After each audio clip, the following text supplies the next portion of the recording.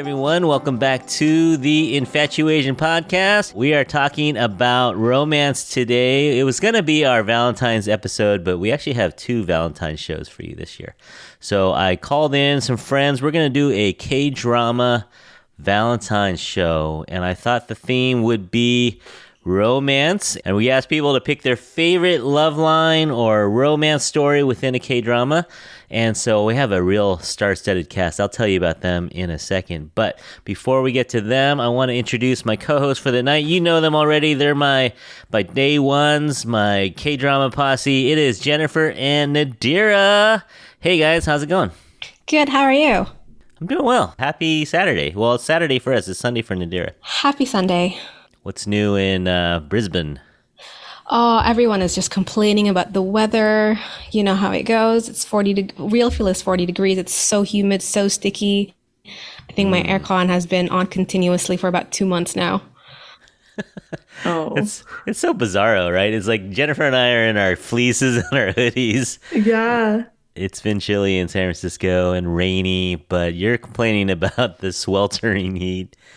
But, you know, that would be the life, right? If you were rich enough to have a house in Australia for our winter and then a house in California for your summer, that'd be the way to go. All right. Jennifer, what's new with you? Well, I just came back from Japan. What? After a 2-week trip in Japan, I went to Tokyo, Hakone, Kyoto, and Osaka. Wow. So, Did you see like 100 Californians out there? Isn't it like crawling with Californians? surprisingly, no. Okay. I have never been surrounded. There was a lot of tourists, but there were also tons of Japanese people. I think I only ran into 2 Californians my time there, Okay. and okay. 1 Canadian. Nice. Wait, are you on winter break or something? How is this possible? Yeah, so I'm on a 2-week break, and I go back in 2 days. Oh, okay. And then this is the final push? Are you done Yeah, after? and then final push, and I graduate in May. Wow. I know. Very Seemed like exciting. just yesterday we were talking about I you know. going to nursing school. It's crazy. I guess 3 podcast episodes with you later, I finished. Yeah. That's how we take the time off. Yeah. Well, congrats. We'll have to do a congratulations show in the summer when you're finished. with Yeah, it. for sure. All right. So, you guys up to the challenge today? I heard we were talking a minute ago about how this challenge was a little hard. I was complaining to Curtis that I haven't really been watching any romances. I feel like I've been on variety shows. I guess, yeah, I've been watching variety shows, some thrillers, but not really into any romances. There hasn't been one in the past like 2 to 3 months that has really stuck with me. I don't know about you, Nadira. Mm-hmm. I think I'm the same. I've actually been watching a lot more Chinese dramas and like idol group stuff because I need like something warm and fuzzy.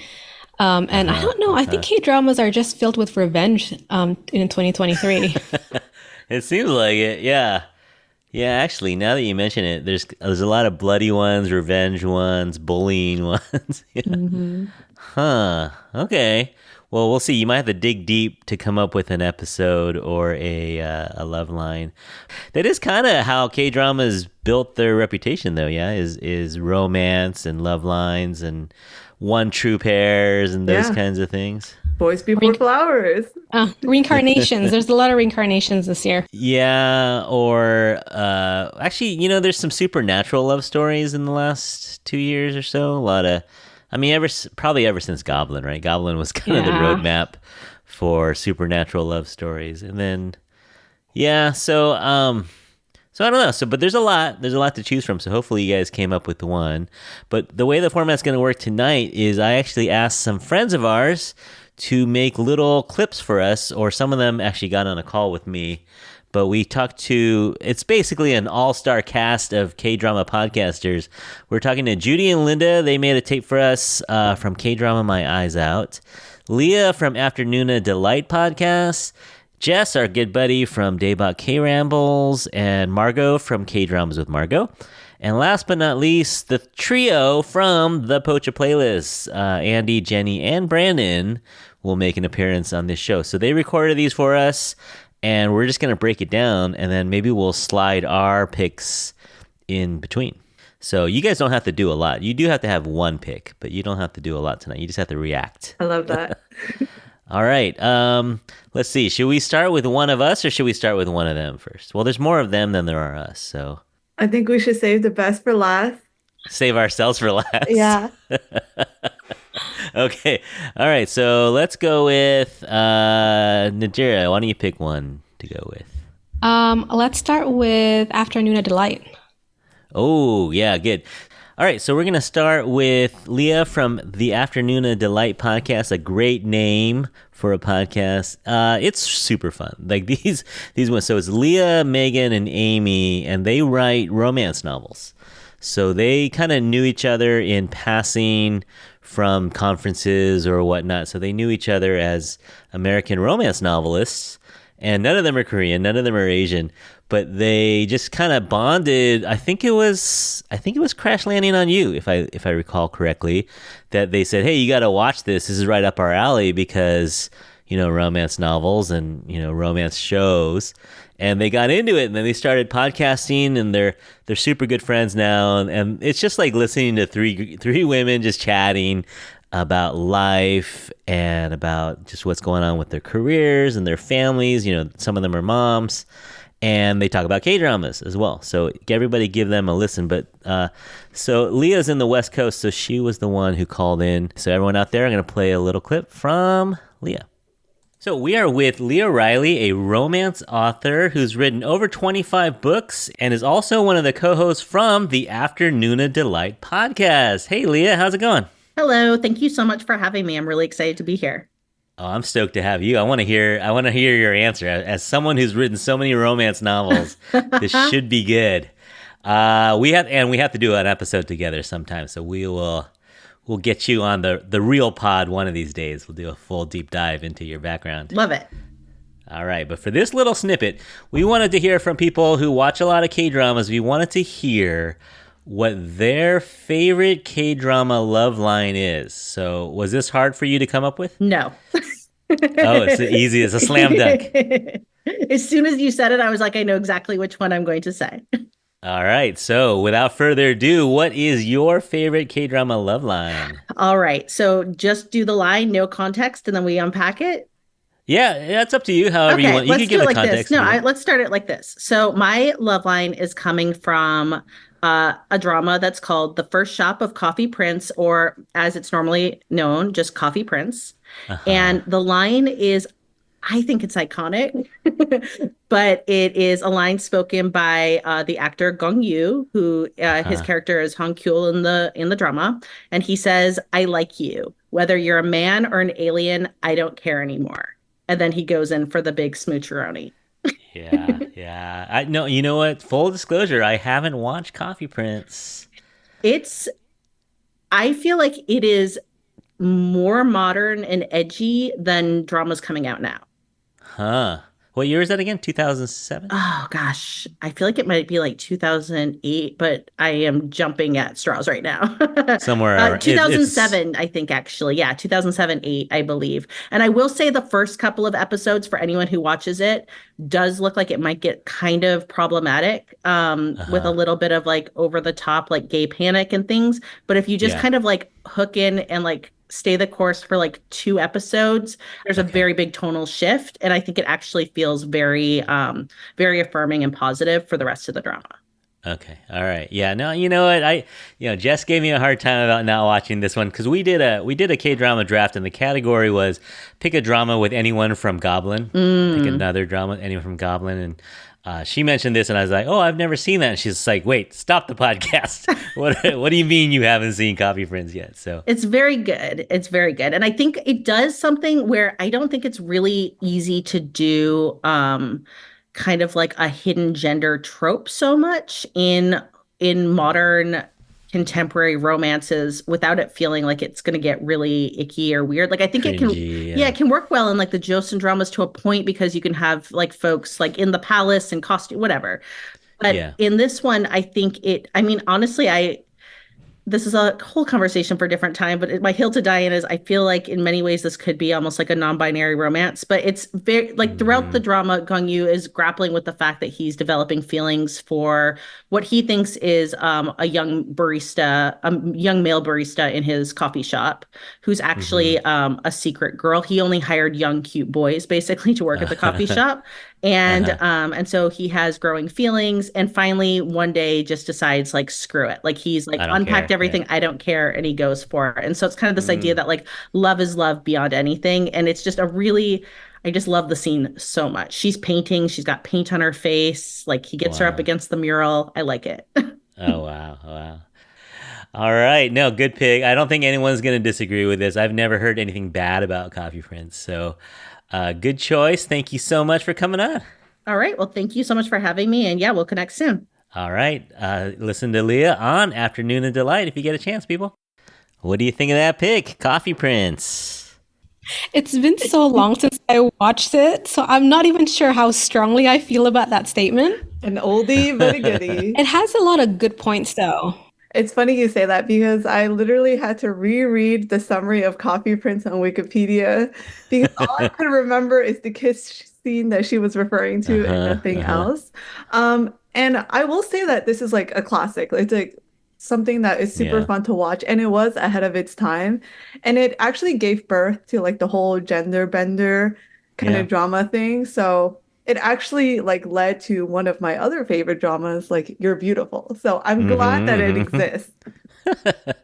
Yeah, no, I should probably watch it. Yeah, it's probably one of those things that it's one of those ones that I think is historic in the sense of where the industry was back then. It wasn't international as much back then, and it definitely wasn't blown up as much as it is now. In terms of gender bender, I think it's one of the better ones because she never went out to say, hey, I'm actually a girl, or, you know, oh, I'm a boy. She never did that. She just let people think what they thought because that's just how she was dressed, I guess, and how she was a bit of a tomboy. Mm-hmm. Yeah. I love Leah too. She took it very literally when I said your favorite love line. She actually pulled a line from the drama. So she's the only one who actually took it literally, but love it. Yeah. So she had great breakdown. So gotta love Leah. She was sick as a dog too. She was kind of coming down with a cold or something when we recorded. So props to Leah. Thank you, Leah, for coming on. So yeah, Coffee Prince, write that down if you haven't seen that one yet. Especially if you liked Goblin, you like Gong Yu.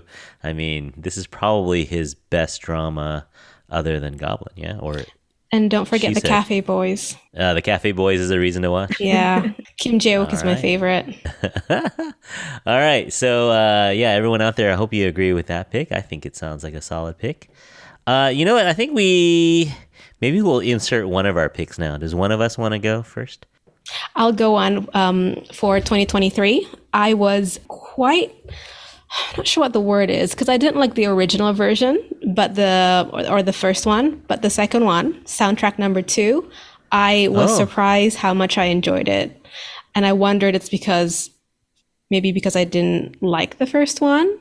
I think someone was saying online how it has a similar plot to Persuasion, I think, where someone broke up and got back together. This is just a modern twist to it. The guy he was in Pachinko, so I think you would know him, Curtis. Mm-hmm. I think he was the dad, and the girl is from Interest of Love. She was the second lead, and, you know, the story is about this couple who broke up when they were struggling financially. The girl didn't feel like they had a lot in common, and the guy took it personally, and then fast forward maybe about 7 years later, he's like the successful, of course, CEO of a company, and she's still doing delivery to make, ends meet. So that's interesting. It's only, I think, about 4 or maybe 6 episodes long. I recommend it if you want something short. And it's totally different cast than the first cast, yeah? Yeah, it's a completely different one. There's no crossover or anything like that. Oh, okay. So it's not really a sequel. It's just kind of a installment, I guess. Okay. Let me see how many I've never episodes. seen that before. 6 episodes. Wow. Okay. Is it a musical where they sing to each other? No. Why do you ask that? Okay, because it's called soundtrack number 2. So I think I'm mistaking it for something else. Okay. Oh, no. I think it's because their jobs normally have something to do with music. Oh, okay, good. What's the one with Ji Chang-wook? Because if it's a musical, I'm not watching it for sure. But if it's not, that's totally my cup of tea. What was the one with Ji Chang-wook, the musical? Something about The Sound of Magic? Yes. Sound of Magic. He was like a magician or something. Right. And that was a musical. It was not good. It was not good. Okay, soundtrack number 2. Give it a try. And the love line is solid. Like, you really like the romance in this one? I do. At first, I didn't get it because it's about, old flame, and I've never done that. But this is actually, they build up the tension so well, and towards the end, you're just rooting for them. Okay. I don't know these actors that well, though. They're kind of lesser known. Yeah, I don't recognize anyone. Yeah. Okay. Cool. I like that when we pick dramas that we haven't watched so we can recommend it to other people. All right. So Nadira picked soundtrack number 2. We have Coffee Prince picked already. Jennifer, do you want to pick who's next on our guest spots? Let's go with K-drama My Eyes Out. Yeah. All right. Our good pals, Judy and Linda from Toronto, Canada. Hello. This is Judy. And Linda. And we are from the K-Drama My Eyes Out podcast. Hello. And we were asked by Curtis to think of a romantic moment or a romance in a K-drama. Yes. And I'll get started. Okay. I found this question rather... It wasn't super difficult, but it wasn't very easy. As you know, in K-dramas, there's romance everywhere, okay? People are getting coupled up, even when it doesn't make sense. Yes. But I was really trying to think hard about a romance that I really, really like. And I have one kind of joke answer and an actual answer. So I'll come up with that. My joke answer is, of course, in Signal. the romance that Cho Jin-woong has with that lady in his village. The one who's murdered. The one who is murdered by this serial killer. And you know what? It could be a joke answer, but I think their interaction as they get to know each other and they have crushes on each other, obviously, I think it's very sweet. And it kills me that she is murdered before anything can come of it. They were just about to go on a movie date together. And that's when she's killed. And Cho Jin-woong is so heartbroken. And even though it's a very brief thing in like one episode of the series, I found that so affecting. And I remember crying buckets during that scene. So that's my sort of fake answer, if you will.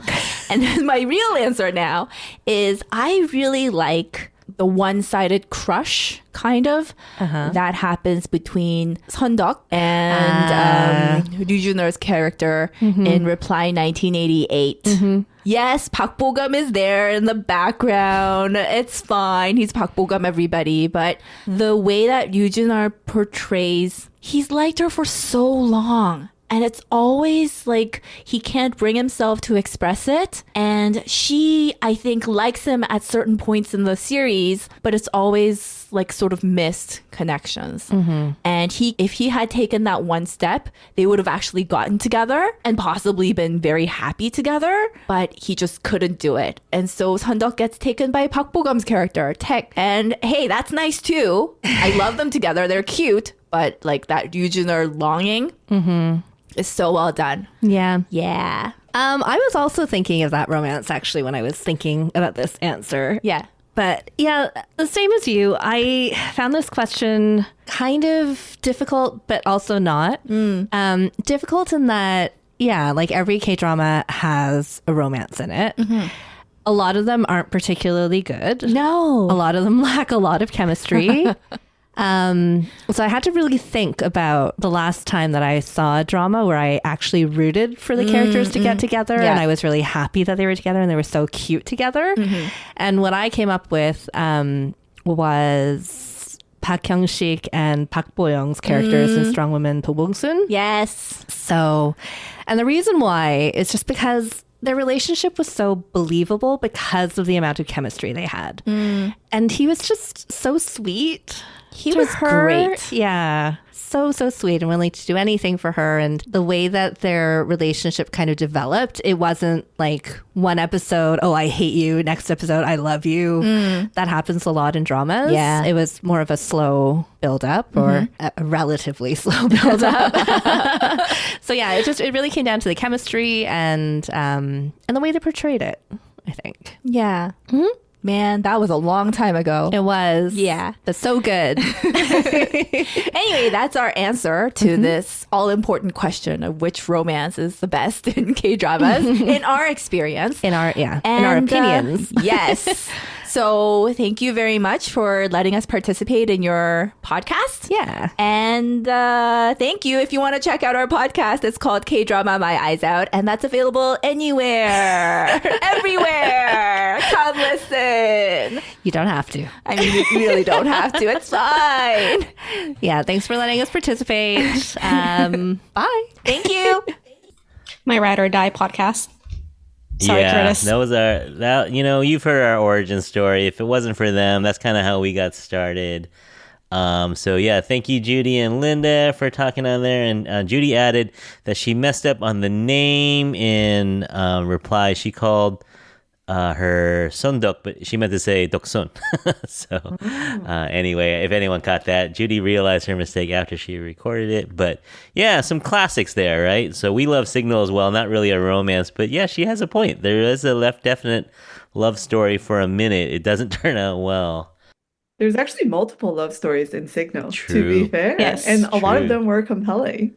Yeah. But then she went with Reply 1988. Full disclosure, I didn't get into Reply 88. I was literally going to say, why are you Really? agreeing with Jennifer when you haven't watched it? I know. I could see why people like it, but for me, it just didn't suck me in, and I only got maybe 3 episodes in. There was a lot of yelling. There's a lot of just over the top yelling at each other, and I just couldn't take it. I just couldn't. That's really funny. Well, I will say that he got the girl in real life, though. He might Yeah, not right? have gotten the girl in the drama, but he got her in real life. I thought they broke up.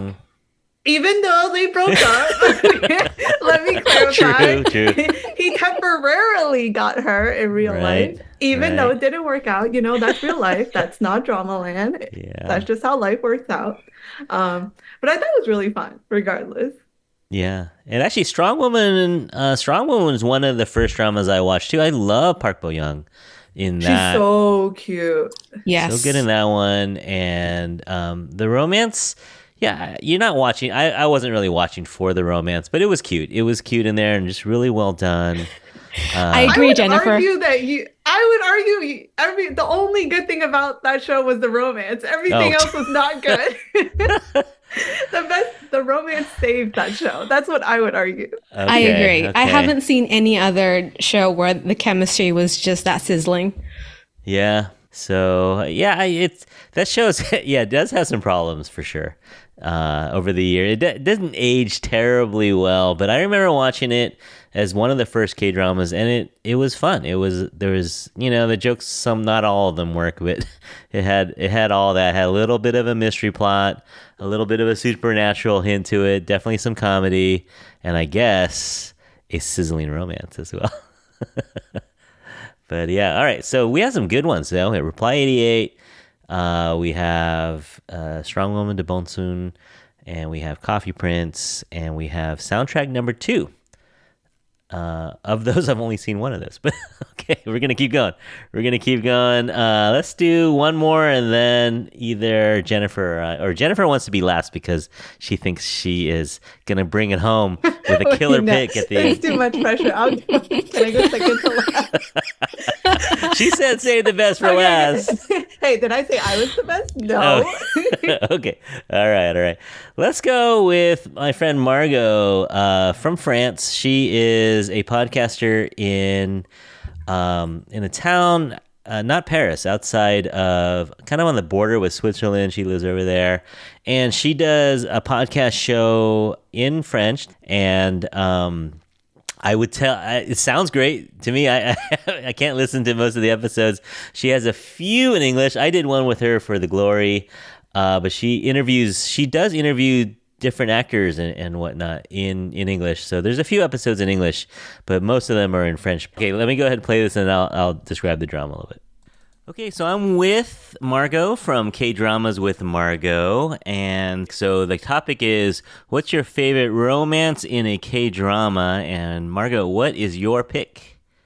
So for this one, I would say Handmade Love. Okay, all right, now that's one I haven't heard of. That's why okay. I chose this one. So where can you watch this one? So this one is available on YouTube. It's a web drama and it has 8 episodes of 90 minutes. So it's quite quick to watch, actually. And the quality is very good. It's one of the best web drama that I've seen in a while. Handmade Love 2020. Yeah. What do you love so much about it? Or wait, first of all, who does it star? It stars... So for the ones who love Lee Soo-hyuk, it's for you. That's why I chose this one, because it's not necessarily my favorite romance ever, but it's one that I really appreciate, and it's one that is very underrated. That's why I decided to pick this one. So we have Lee Soo-hyuk. I guess a lot of people know him. And we have Lee Soo-ji. So I don't really know her that much. I don't know her that much. I guess she's an idol, if I remember correctly. Yeah, she is. Okay. Well, why were you so attracted to this drama? What made it so good for you? Lee Soo-hyuk. So some backstory. Actually, Lee Soo-hyuk is one of my favorite actor ever from South Korea, and I find him very underrated. Like, he doesn't have that many dramas, and I find it quite. So Doom at Your Service, Tomorrow, those are some of the bigger ones. Yeah, but it was like some second lead, not very first lead, like main lead. And in this one, he is the main lead, and this is the main reason why I love this drama. The OST is beautiful. So it all just worked for you. I'm looking at the visuals right now. The visuals are on point for these. Yeah, it's pretty good for a web drama. I was kind of surprised when I saw that. Yeah. All right, this is great. This is a kind of I've never heard of it, but it's definitely available. So thank you so much for your pick. You're welcome. All right, so that's probably a drama that most people haven't heard of before. So I watched it. It's kind of a neat format. It's like she said, 18 minutes, 8 episodes, so 2.5 hours. You can knock this one out. Nadira, I sent you the link. Did you watch this one? I did watch it, yes. I think it's okay. It's okay. It's. I mean, Lee Soo-hyuk is what did it for me. He has just this deep voice that kind of announces his presence without doing anything else. And yeah, he definitely needs like a good main romance role. I think he would be really good for like a tsundere kind of character. Okay, all right. So to summarize this one, it's basically a real quick. You know what I like about it is jumps in real quick. So it's basically a god who gets punished, and he's sent to Earth, and his punishment is he needs to make 10 outfits for humans. And while he's down here, he kind of needs to learn about human emotions and things. And so he meets different people who kind of teach him about love and about emotions. So it's a real quick watch. It's fun. It's not, it's not at the production value is high, but it's not as good as, what Netflix is putting out and things like that. Though I think this was sponsored by TVN, I think. Yes, that's correct. Yeah. So it does have some production value, but it's super quick, and you can kind of see things here and there. The soundtrack is kind of more just an instrumental soundtrack, but the acting is good, the sets were good, and the overall story was fine. It was fine. I think they did pretty well considering the resources they had access to. I kind of wish they wrote the female lead with a bit more oomph, just a bit more. Yeah, because they wrote a lot about her relationship with her mother, but not enough with the main male lead. Yeah, And and Margo wasn't saying this is the best drama ever, but she just wanted to throw it out there and give a shout out to it. Have you ever endured a drama that wasn't that great, but maybe you're just watching for the actor?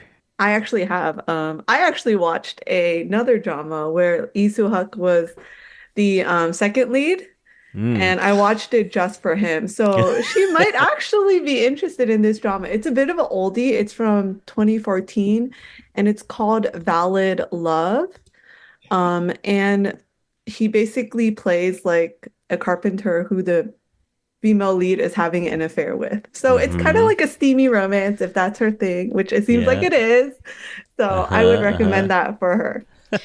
You know what? I watched his next project after Valid Love. It's called The Scholar Who Walks the Night. It's Lee Joon-gi, and at first I watched it for him, and then turns out the production isn't very good, but that introduced me to Lee Soo-hyuk, and he was very good at it as a villain. Okay. Yeah, no, I think that's common. I think people will watch, and the networks know this, right? That's why they put certain stars in shows, even if the plot isn't that great or the storyline isn't great, but you'll watch it just for them. Like, I don't know, My Demon was kind of like that. You're kind of watching for the leads. The story itself is but I will admit that I have watched Where the Stars Land just for Jae Soo-bin. Did you finish Where Stars Land for Jae Soo-bin? Of course I finished Where the Stars It was not enjoyable. It was not that good, yeah. Definitely not that good. And I actually watched Abyss too for Park Bo-young. Yeah, no, I did that one as well. That's for Park Bo-young. dedication. I know. There's certain times when you'll just suck it up and just watch it just for a person. But yeah, everyone else, you can relate, right, audience? You know what I'm talking about. All right, so that was fun. That was kind of a different pick. Did not expect that one. What's interesting is that no one picked, something like Crash Landing on You, which is kind of the classic love story. But maybe it's like too easy. Maybe that's like the easy pick, or these are K-drama professionals, right? So it's too obvious. Too obvious. Yeah. Yeah. So I think a lot of people are picking ones that maybe we wouldn't think of, or maybe it's a little different. But yeah. Okay. So let's get into the next one. Let's jump down to Curtis. Are we not doing yours or Jennifer right now? Oh, you want to do? Okay, Jennifer, you want to go? All right. Can I go? So I'm not the last one. Okay, Maybe you go, Curtis can be Jennifer. last. This is your pod after all. Okay. Okay. So I actually really struggled with this, and I just named the last romance drama I felt really emotionally stuck with me or impacted me. And just to preface, like when it comes to like my own romantic relationships, I like them to be really simple and sweet and warm. But then when it's like romances and K-dramas, I like them to be kind of angsty, a little bit tragic. A little messy. Yeah, a little messy, where the devotion between the male and female leads is really, really like evident.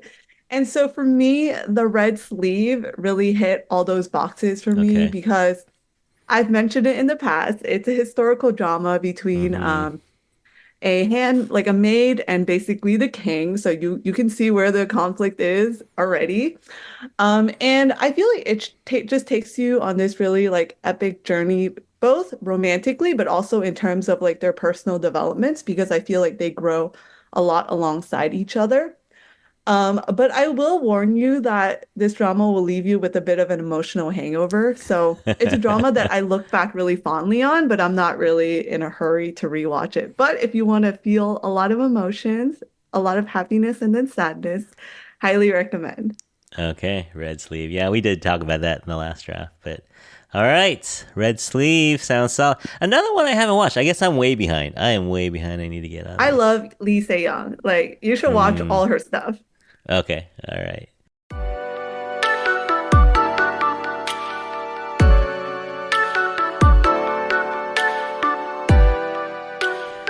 All right, well, let's jump to our buddies in San Francisco, the Pocha Playlist, Andy, Jenny, and Brandon. And just so everyone knows, I did ask people to plug their own podcasts, so don't think that they're just taking over my airwaves or anything. I asked them to plug themselves, so we have a little bit of a plug for some of these podcasts. All right, here comes Pocha Playlist. Hi, Curtis, Nadira, and Jennifer over at the InfatuAsian Podcast. This is the Pocha Playlist. You have Brandon, Jenny, and Andy. Say hi, guys. Hi, guys. Hey. We are a weekly K-drama where we do fun games, reviews of K-dramas. We rank everything on our list. We also have a Patreon where we do fun dramas and movies. I know you guys are all listeners of us, and we obviously love the InfatuAsian Podcast. Thank you so much for inviting us again. We've done episodes with you in the past, so I hope all of your listeners can go back and check those out. So Curtis, your question for us was, what is our favorite romance drama? And you want to know whether this was hard to come up with or pretty easy, or if there were a few we were deciding between. Jenny, you want to go first? Yeah, I actually had a really hard time with this. Sorry, guys. There's just so many good romances. I mean, I feel like romance is kind of like the bread and butter of K-dramas. Like, this was how I feel like a lot of us got into it, was because of how just crazy and like epic all these love lines were. So there was just so many that were running through my head. So I really did have a hard time. I'll throw in some honorable mentions that I was considering. But yeah, I'll tell you guys what it is once we get there. How about you, Andy? How was it for you? No, this was a pretty easy question. I think I knew the answer right off the top of my head in like 2 seconds. Really? I think I did. We did a top 10 list on our 150th episode, and my number one of K-drama by far was this drama, and it was a romance drama, so that was a really easy no-brainer for me. Fair enough. Awesome. So who wants to go first? We're just obviously going to talk about which drama it is, maybe talk about the plot briefly, who are the actors, why you like it so much. You got to pitch your romance drama. Yeah, Andy, I feel like you knew this one so quickly, so I'll let you do it. Yeah, so my number one of all time is Our Beloved Summer. I think the show came out first episode came out in December 6, 2021, and it stars Kim Da-mi and Choi Woo-sik. I think this is a really popular drama that you guys have probably heard of before. I think this show is definitive of a romantic drama in the sense that like there are like arcs in these two romantic storylines. It's not just the lovey-dovey K-drama. They go through problems, but they also have like this long-term friendship going on. So it has all these tropes, and it has a lot of like deep romantic understanding for each other, not just through like lovers, but through friendships and whatnot. And it's just not just a romance drama. It goes through their work lives and has a lot of character development and building going on. So I think this is a great romance drama for anyone and everyone to watch. So anyone that listens to us knows that Andy and I both share a love for this drama, and I knew that Andy was gonna pick this one, so I didn't pick it for my own. But if I could just pile on a little bit just to plug that drama, what I love about Our Beloved Summer is that it spans a long time period where there's a brief period in the middle where they actually don't see each other, and then they fall back in love later, and it's truly those scenes that really make it the perfect romance drama for me. Yeah. Well, I feel like now that you're talking about it, what did you end up choosing, Brandon? Oh, I was going to go last, but I guess you're right. I'll go next. I actually chose a very, very recent drama that we watched this year. It's actually our number one drama on our Pocha playlist. Oh, okay. I chose Moving. What I really loved about this show is you have 3 different romance lines, and they're all very different romance lines, and they're very special in their own way. Right off the bat, you have the 2 kids, Ko Yoon-jung and Lee Jung-a's character. I think his name was Pong-seok and her name was Hee-soo. They have the cutest love line that I have ever seen. It's just this childhood love. It's just so innocent. It's one of those nice guys don't finish last situations where I'm just rooting for this, and I say it with all the love, this little dorky little kid. And when he gets the girl in the end, I was like loving it, and I was screaming at the top of my lungs.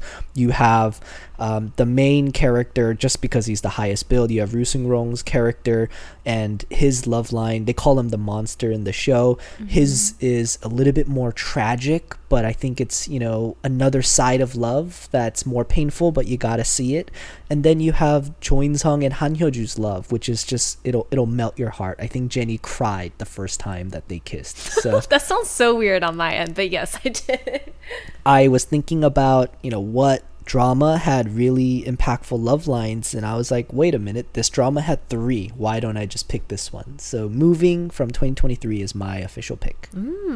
That's good. All right. Well, I think I am last. So I'm taking a little bit of a liberty here because, Curtis, you did say that it doesn't have to be a romance drama. It can just be a love line in a romance drama. So kind of similar to Brandon's vein, I am picking one of the love lines in this K-drama. So this is also not a romance K-drama. It's called Hospital Playlist. If you guys don't know what this is a slice of life K-drama from 2020. It's about these 5 doctor friends and kind of just their day-to-day, but you know, they've been friends since undergrad and just have this really great relationship. And my love line that I'm gonna pick from these 2 is between Ik-jun and Sung-hwa.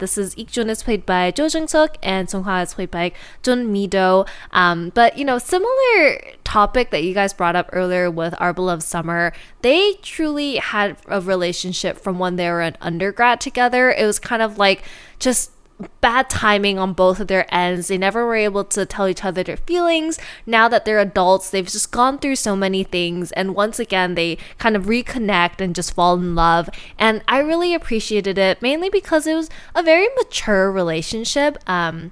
You know, I feel like a lot of these romance K-dramas, they show kind of these small issues that drive people apart, and you know, we have like the tropey things, you know, but I just wanted to highlight the importance of how mature and how many like green flags were just in this relationship. Like no one was forceful on each other. Everyone just gave each other space, like understood each other's priorities, and just the relationship was built on so much respect for each other. I just think it's such a great portrayal of a healthy, beautiful, mature adult relationship. So I just wanted to throw that as my favorite romance line in a K-drama. I feel like you're selling yourself short, Jenny, because Hospital Playlist has so many. Oh yeah, absolutely. So many other love lines you could choose from there, but I will say that one is very special to me too. Yeah, I will say a couple that I was thinking of. I mean, you know, you have the epic fantasy love romances. So I was considering Goblin. I mean, that's just a classic and it's one of my favorite dramas. My Love from Another Star was another one that I really, really loved back in the past. Another one that I just thought was like, oh, they're so good. They look so good together. I wish they would be together. And then just even some of the more recent ones, I was considering Alchemy of Souls with Naksuk and Jungkook. And I was like, oh my God, like, want them together, but ended up choosing this. But there's a lot that I was considering, which is why this question was so hard for me. Andy, did you have any honorable mentions? No, the first thing that popped up is Our Beloved Summer, and nothing can come close to a romance between those two. Andy's a simple man. That's the right answer, Andy. Nothing comes close. All right, so InfatuAsian Podcast, thank you so much for being friends of the Pocha playlist. We love you guys so much, and we can't wait to hear your reactions to our picks. Bye for now. Bye. Bye. All right. Pocha playlist, so great. If you guys haven't listened to Pocha, go listen to Pocha. They just came out with their 2023 final ranking of all dramas. Yeah, so Moving was number 1 for them. So yeah, really great to hear those guys again. All right, so any reactions to their picks? I would just say I feel like me personally and Pocha Playlist have very different tastes. Yeah. Because I had some thoughts. Like I thought it was really interesting that I also enjoyed Hospital Playlist a lot. But for me, what really stood out in that drama was not really the romantic lines. It was more the friendship lines. I felt like it was the friendship between the 5 that really was the core relationship that really held the drama together. Honestly, I felt like the love lines were kind of just ancillary. And so I thought that was really interesting to see that this could be like a favorite romance drama. And all I will say is Alchemy of the Souls. I am so disappointed is all I will say. Yeah, you know, I think my pick might be like that a little bit too, where I like the drama so much that I'm kind of forcing myself to pick a love line within that drama. But yeah, that show, she said it, you know, it's not about romance, but that romance, it was neat. It was a very mature, actually realistic romance in a way where, like, what do you do if one of your best friends, you know, you've had feelings for all this time, and then, maybe now the timing might actually work out. It asks that question, right? What would it be like if a really, really good friend of yours that you've had feelings for all this time, how do you go about that? So that was kind of interesting. I think that was an interesting development in the writing. They did a good job with it, I thought. How about you, Nadira? Any responses? Did you like Our Beloved Summer? I think I'm not quite sure, because I think if I had binged it, I would have completely loved it. But because most of the time they're at that age where they finish studying, they're just in the somewhat early part of their career, that I couldn't really relate to much. They're trying to figure themselves out. They're trying to figure their relationship out. And week by week, I watch it and I'm like, how come you haven't figured out your feelings yet? It went to that frustrating point. But again, I'm not the target demographic for that show. Okay, yeah, maybe. How good was Moving, though? Oh, yeah.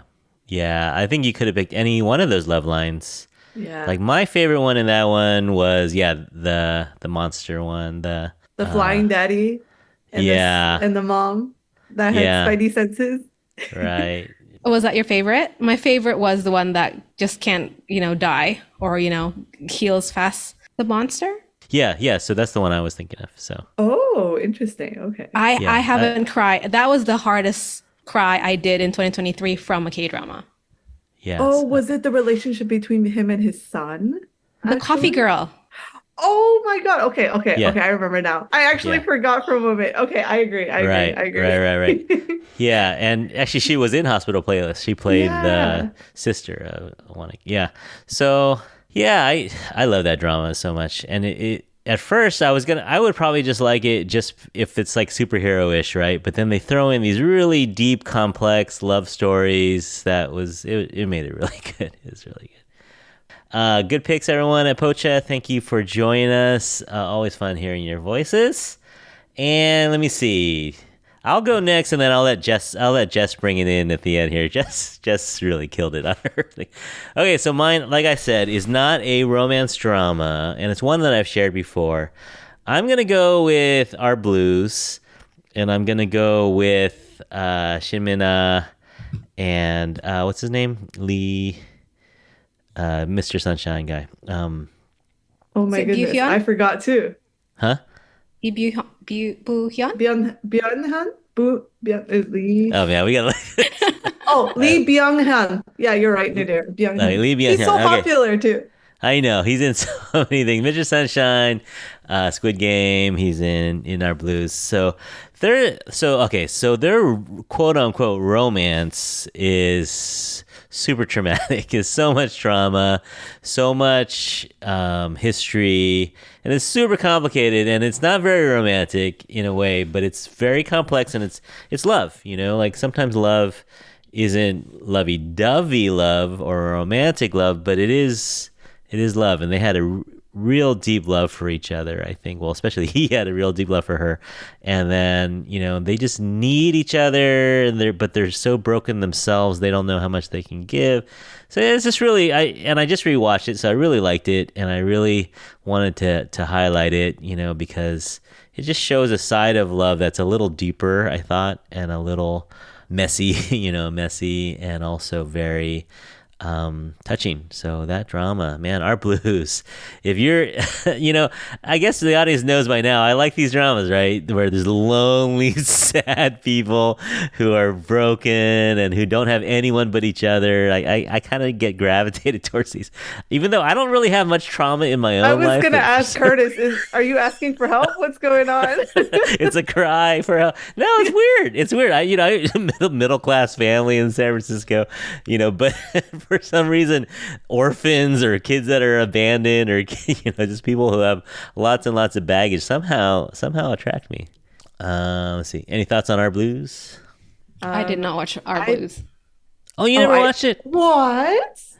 Well, what's nice about the way that Our Blues is formatted is you could literally just watch the 2 episodes that's dedicated to their romance, and you'll still understand it. You don't really have to start from episode 1. You could just jump to their storyline, and it's just 2 episodes. And I thought it was really touching. I agree with Curtis. I really like their love line. Probably one of my favorite in the whole drama.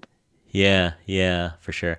Yeah, but they're all good. Every story is good, And there's not that many romance ones in this drama, but that one for sure. I think it was the main one. It had the most episodes, I think.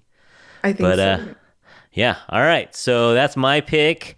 Again, I could have gone with I'm Not a Robot. I could have gone with Crash Landing on You, While You're Sleeping. These are all great traditional, more traditional K-drama romances, but our blues did it for me.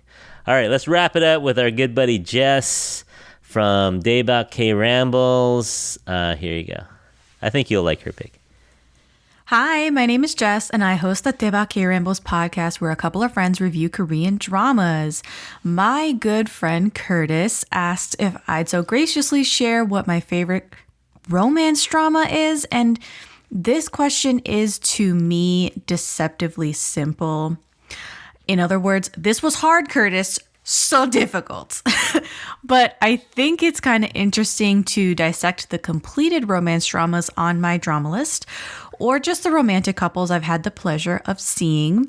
That's basically what I did to answer this question. I pilfered MDL and made a quick list of my all-time favorite romance dramas, and then I sat back to take a look at them. Without even realizing it, I basically eliminated every single rom-com. I've said this before, but I'll say it again here. I personally love angsty romances, the ones that hurt so good. But in all seriousness, I tend to enjoy romances of deeper meaning, where the characters change and effectively change each other, usually for the better. They tackle issues together as partners, learn to communicate, and become a power couple. On the other hand, and I think maybe this is because I have a degree in English and maybe read too much Shakespeare, but I think the best romances, the ones that stick to your bones, are at least a little bit devastating. I pulled shows like The Crowned Clown, The Princess's Man, It's Okay That's Love, Our Beloved Summer, Happiness, The Red Sleeve, My Dearest, Youth of May. And I know that more than a few of these are triggering for people, but instead of going with a period piece that left a lot of people in pieces, left me in pieces, the show that I ended up going with is admittedly still a period piece, just much more mundane and set at the turn of the millennium. It's a sports drama, one that took the year 2022 by storm. That's right, I went with 2521. It stars Kim Tae-ri as plucky, aspiring fencer Na-do and Nam Joo-hyuk as Baek Hee-jin, a young person whose life has just been upended by the South Korean financial crisis. On a scale of 1 to Titanic, this show is maybe like a 7 or 8, although I liken the show to the movie La La Land in a lot of ways. It's two people coming together at such a specific formative time in their lives, and they affect each other like two stars colliding. They root for each other, they support each other, they want the best always for each other. It's a shining, innocent, magical time to experience first love, and to the lament of every chronically online person, to experience first loss as well. I said as much on the Daebak podcast review, but I don't mind at all that they spoiler alert, break up. It's not the age gap of just 4 years. It's that they're colliding away from each other. Yijin's broadcast journalism career took him away from Hee-do before he ever went abroad to cover 9/11. And Hee-do knew what she didn't want in a relationship after having such a fractured relationship with her news anchor mom. To me, the heartbreaking nostalgia of being able to look back at your first love and still think it was worth it, still think back fondly, still love that person always, and know that they had a hand in your life, that they're an indelible part of the fabric of who you are, that's romance. That being said, like, is it too late to change my answer to My Dearest? Once again, my name is Jess, and I host the Daebak K-Rambles podcast. You can find the podcast anywhere you listen to podcasts, Apple Podcasts, Spotify, Google Podcasts, and all of them. And you can find me on all the socials at DaebakPod, DaebakPod. Thanks so much for letting me ramble on about K-drama romance, Curtis. Bye. Oh, man. These people are so well spoken. You can see why, you can tell why their podcasts are really popular. They're so good. They're just the analysis. Wow, she went on a deep dive. She teared up at the end. Oh, Jessica, I almost teared up. I agree with everything she said. Oh man, yeah, good job, Jess. Though she ate that assignment up. Oh man, yeah. So 25-21, yeah, really, again, complex relationship. Not even, spoiler alert, not even a happy ending per se, but it's the one that had to happen, I guess, yeah. Yes, I will go into any argument with any person online who didn't like the ending of 25-21. No, that was great. So, hey, everyone, thank you for contributing. Judy, Linda, Leah, Margo, Andy, Jenny, Brandon, and, of course, Jessica. Thank you for contributing. Thank you guys, Jennifer and Nadira. We're almost 2.5 years into this thing. Oh my God. I know. Actually, I think when we started, Jennifer didn't even have a boyfriend. Maybe that's why you liked romances better. No, I had a boyfriend, but it was on the down low. I was gonna say maybe that's why you're not into romances now, because you have you know what? Maybe I'm just satisfied in my own romantic life. I don't need to live vicariously anymore. Yeah, now you're into the revenge life. I'm like, am I into thrillers, revenge, dark drama? What does that say about the next phase of my life?